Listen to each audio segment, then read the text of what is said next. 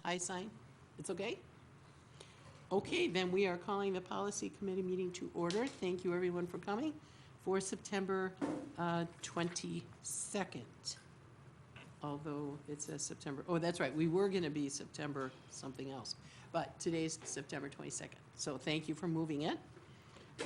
And so, let's see, have we been properly posted? Yes, we have. Thank you. I do not see any citizens here, unless the line's out the door.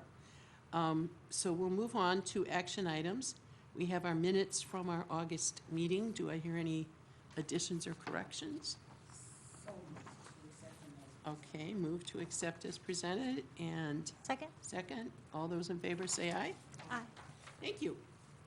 Okay, then we'll move on to our two action items, which these are first reading, so we'll come back to them later. But let's first look at revision to policy 4114, health examination, tuberculosis tests, and bloodborne pathogens. I don't know Chris or Joe or Todd who's... I'll go. Okay.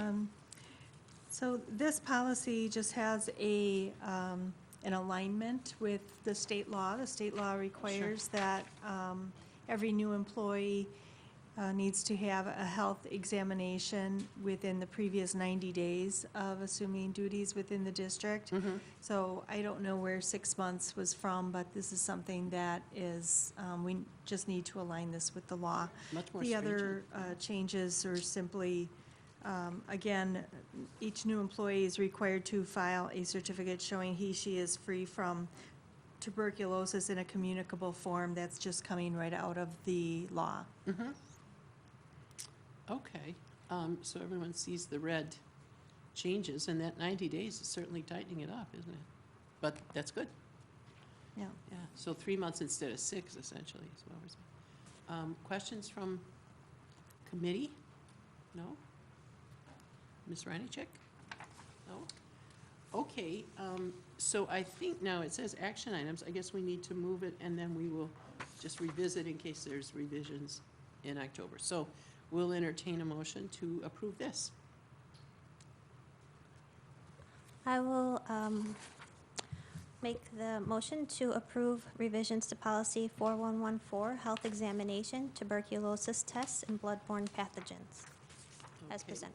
Thank you.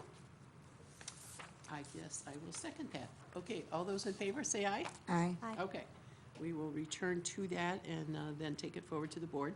And the second action item, revision to policy 4116, and this has to do with employee alcohol and drug use, as well as the 4114 guidelines for alcohol and other drug use for employees. So, again, I don't know if it's Chris.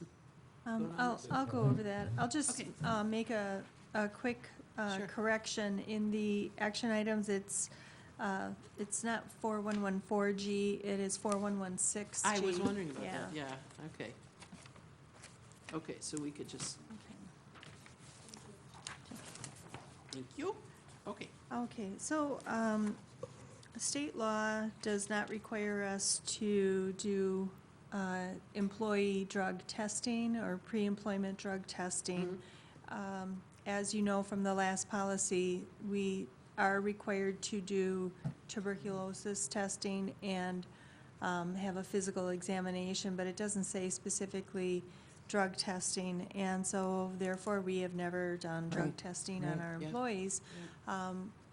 Sometimes when there is a report or there's a suspicion that someone is under the influence, we will ask them to participate in a drug test. But the purpose of this policy, the policy changes and the guidelines is to make it very clear what our expectations are. So this would be a change in board practice to have pre-employment drug testing as well as drug testing whenever there is an accident that occurs at work, a worker comp accident, and/or I also put in the need for a drug test whenever there is a promotion, demotion, or a transfer. Now, I'll just tell you straight out that this is what the county does.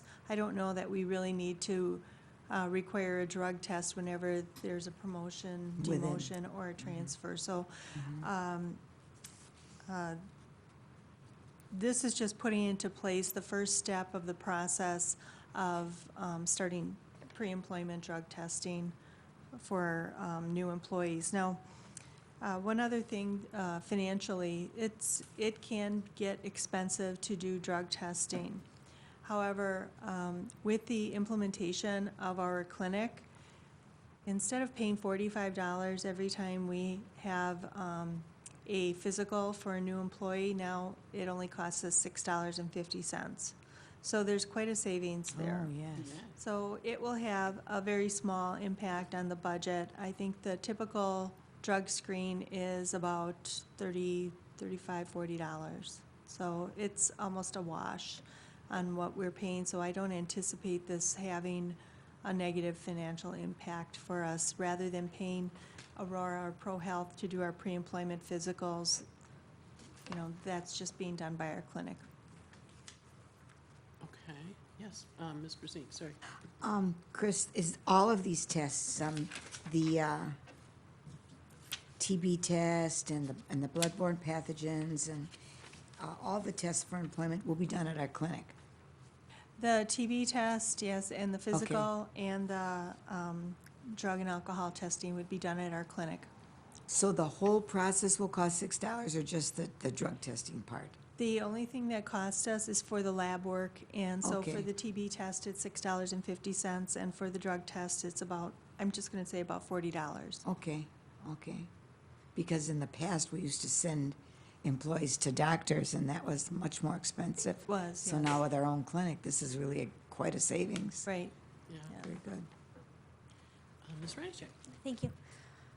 Chris, what did you say about between school? Did you mention between schools? I know you were talking about promotions, but can you go over that, what you just said again? My question was, what about when we transfer, we have a lot of transfers. What happens when one employee just moves to a different school? So, on 4116G, the first page, number 2 on line 42, that's the portion that has to do with the testing procedure for promotions, demotions, and transfers. And as I was writing this, I was thinking, I wonder if we really need this. And so if there was anything that we would want to strike, I would suggest that, because we do have very many transfers. Right. I don't I put it in there because I know the county does that, but I think they're in a little bit different situation than we are in. But I wanted to at least put it out there so that the board had a chance to take a look at it and make its own decision. Thank you. Let's look at that part right now, the 2A, because I wondered, very much the same thing, but I wondered if it is, and you can answer this question, if the way that it's worded is sort of a backdoor to saying somebody might need to be tested because there might be, I know it says here reasonable, suspicion, but if we keep A as it is and then we just put at employer's discretion, then if somebody's, if you think it's just not, I don't want to Need put it. in employer's discretion because then that just leads to a discrimination. True. I wouldn't want to do that. I would want to do it for everyone or no one. And sometimes, if it's been a long time and then someone is getting a promotion, Yeah. you want to have them tested again. That's the but only it's reason automatic the way it's written. it would be automatic the way it's written. Mhm. Okay, but when you talk about employer discretion, reasonable suspicion testing, what could be more employer discretion than that? Reasonable suspicion Right. has some specific definitions attached to it. So the former guidelines has a definition of under the influence that I left in. It's on these. Yeah, it's in aren't- 3A. But again, when you talk about employer discretion, if we don't want it, boy, that sure is in 3A.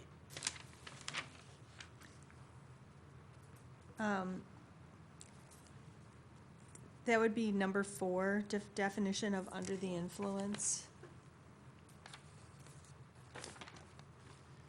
Okay, wait, I see 3 on Yeah. line 20. Yeah, 4 and, A, B, C, D, E, F, G. I see number 4, line 22 on that next Right. page. Yeah, the definition of under the influence, so, So there's a perceived impairment, right, due to the use of alcohol, drugs, or mood-altering substances. Prevents one from, but, you know, there again, obviously, a supervisor's gonna have to say, I think you are operating at an Right. impairment. right. So it still is employer discretion ultimately.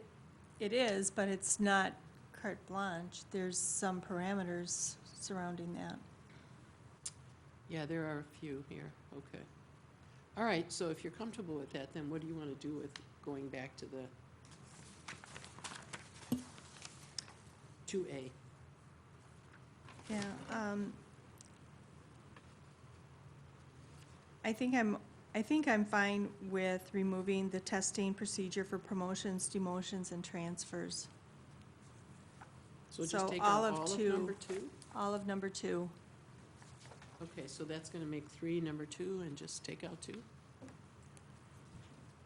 okay. Is that what you want to do now? So then 3 becomes 2,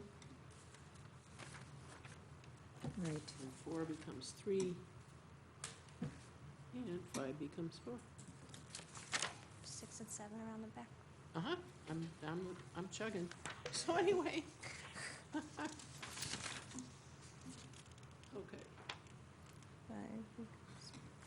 5 becomes 4, right, 6 becomes 5. and 7 becomes 6, so we've got 1 through 6 then instead of 1 through 7. Okay, questions about that, Ms. Brezink? Under number 1, entitled Pre-Employment Testing Procedures, line 38, letter F, line 39, it says required of all new within 6 months of employment. Should that say new employees? Seen a word, yes, Yeah, I'm thank missing you. a word. Should that say employees? Yes. Okay. And I had a question, relevant, if you're done. Yes, I am, thank you. Also on F, because here we're saying within 6 months, but for the other, they have to do it before they start. Is there some reason that this isn't also before they start in September or whenever they're going to start? Well, this is, okay, so, the probationary or orientation period drug screen, a subsequent drug screen without notice shall be required of all new employees within 6 months of employment. So that would be, they've already received their drug screen, Okay, their pre-employment drug screen, this would be within 6 months. so this really is that follow-up. Yes. Okay, okay. So this is for everyone, No, just a new one. just Just all for new new. employees. Mhm. That's a lot of people. When you figure we hired 100 this If we year. had 100, Yeah. and then we'll have to do a second round on 100. That's being thorough, for sure. Yeah. I mean, yeah. I just want you to know, ma'am, Yes, please. I'm not opposed to this at all because it's a totally different world that we live in right now. So I'm not opposed to this at all. You know, if you think that it's overkill to do that second one, I'm okay with you striking that as well. I mean, we would do the one pre-employment drug screen. I'm not Versus- so sure about the second one, that it's necessary unless there's suspicion and we're covered And we're by covered. that. Mhm.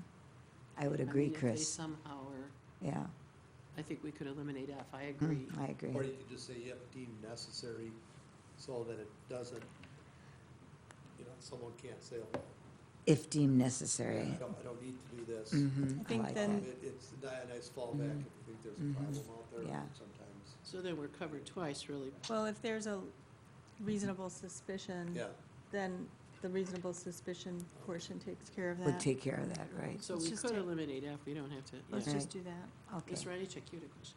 Well, I was just gonna ask, I know it varies, but roughly how many new employees do we hire each year? A couple of hundred. So times 40, Mm-hmm. if Yeah. it's. That would double our cost, you're right. Yeah. Yeah, and I do think we're covered under that reasonable suspicion. Yeah. I think it's good, too. I mean, we've all experienced maybe various things. I had years ago, when I taught secondary school, I had a team teacher who was sadly an alcoholic. And, I mean, I could tell, and the students could tell, and that was even worse. So students, became, of course, for them, kind of a joke. But, you just gotta watch. And so I do like that specificity that you pointed to, I think. Okay. I think that's good. Ms. Brazil?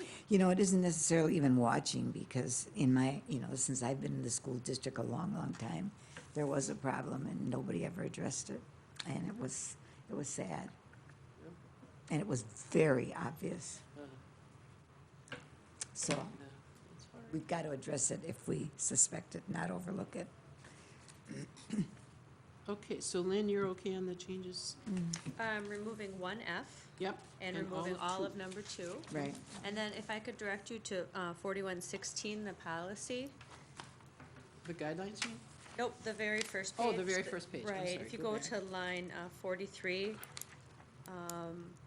I would ask that if it's all right if we strike everything after new employees hired into the district, because we struck that in the other section, so we Okay. removed for those seeking.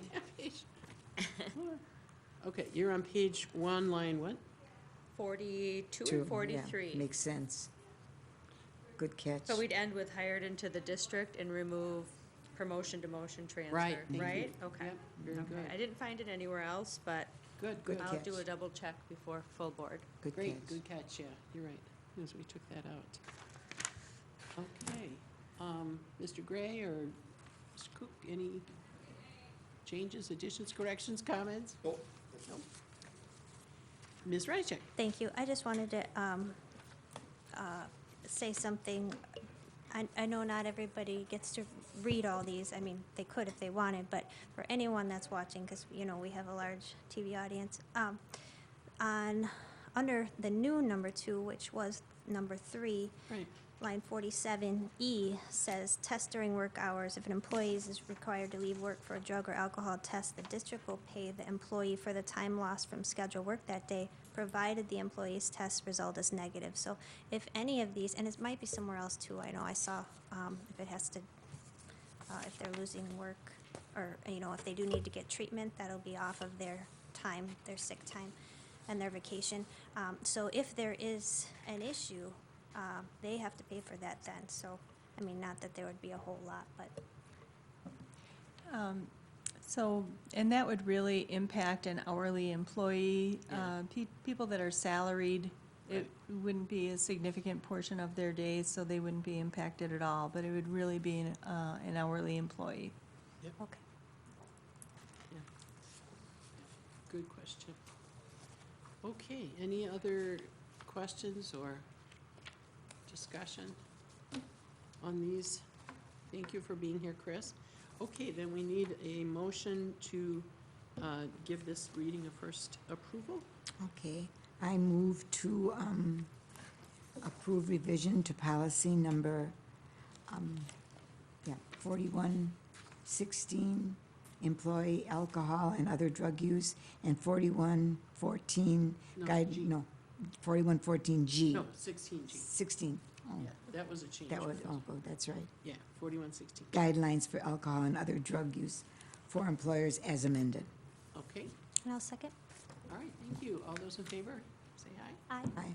Okay, thank you, Lynn, for catching those things, and then we will see these two back in October, which is the 13th? 20th. 20th. That's what, Good, the 20th, yeah, because I just remembered there's something So crazy this on the. doesn't go for a first reading to the board? Yes. Yeah, we were Oh. forward, I think, and just mentioned that